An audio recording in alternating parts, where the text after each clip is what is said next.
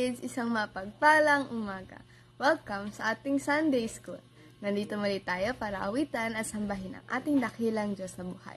Kaya kung na rin na kayo, let's sing and dance!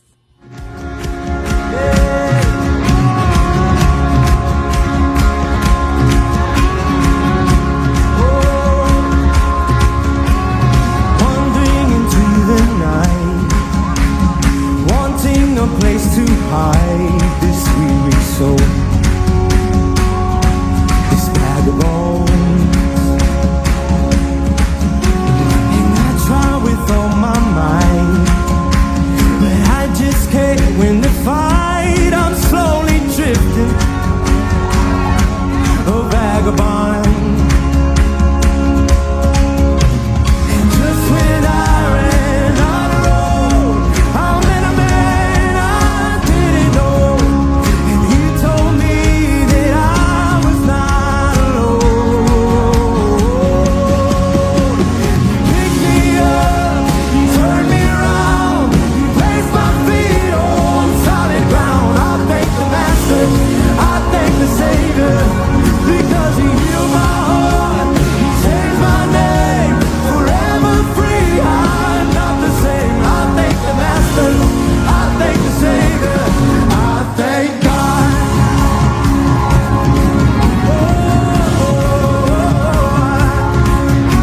I cannot deny what I see. Got no choice but to believe. My doubts are burning like ashes in the wind. So long to my old friends. Burden and bitterness, you can just keep it moving. Hey, no, you ain't welcome here. From now till I walk streets of gold, I'll sing of how you saved my soul. This wayward son has found his way back home. Oh, he picked me up, turned me around, placed my feet on solid ground. I thank the Master, I thank the Savior, because he healed my heart, changed my name, forever free. I'm not the same. I thank the Master, I thank the Savior. Oh, I thank God. Oh, I thank God. Oh, I thank God.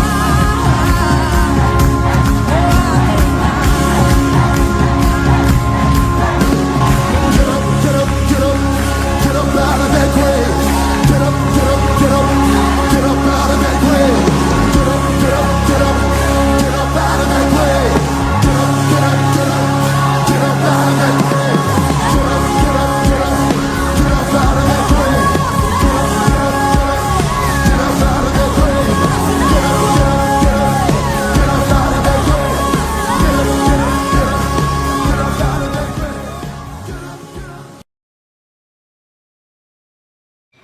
John chapter 12, verse 26. If anyone serves me, he must follow me.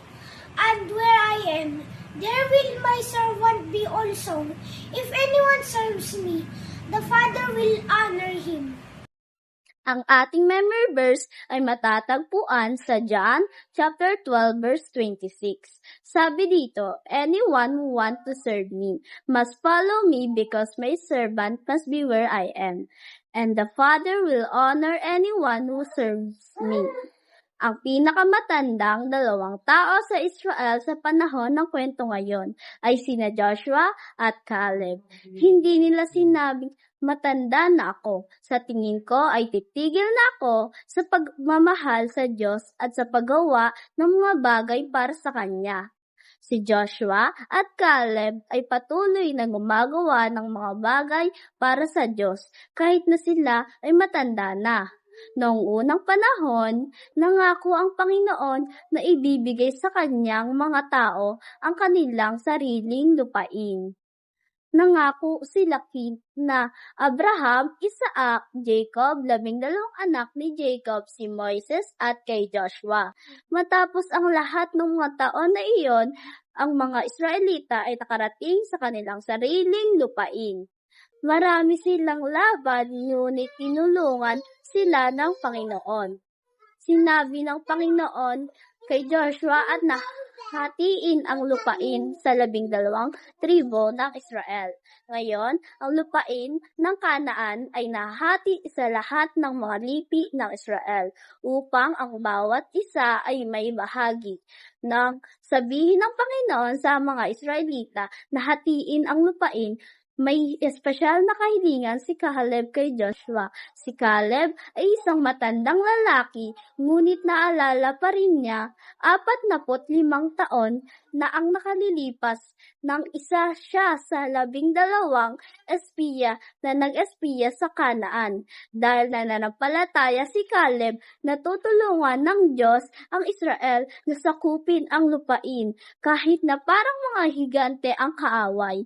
Nangako si Moises sa kanyang lupain, bagamat matanda na siya, naniniwala pa rin si Caleb na matutulungan siya ng Panginoon na labanan ang kaaway. Sinabi ng Panginoon kay Joshua na ibigay ang lupain ng Hebron kay Caleb.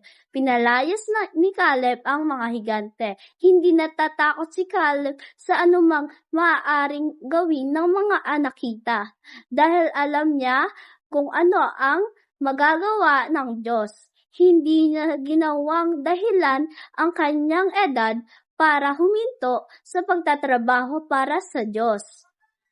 Nagtiwala siya sa Diyos at binigyan siya ng Diyos ng tagumpay. Si Caleb ay nagtiwala sa Diyos noong siya ay binata pa lang.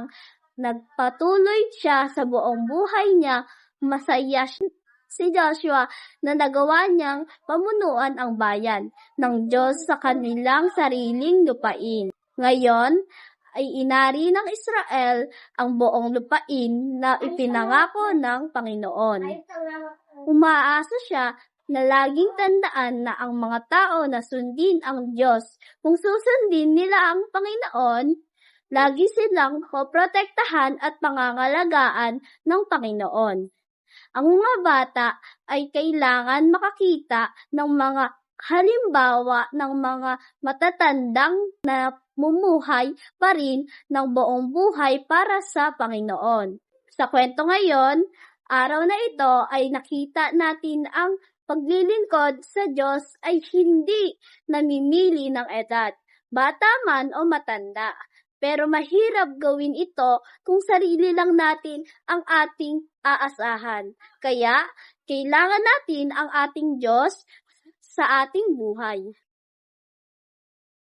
Sa kwento ngayong araw na ito ay nakita natin na ang paglilingkod sa Diyos ay hindi namimili sa edad, bata man o matanda.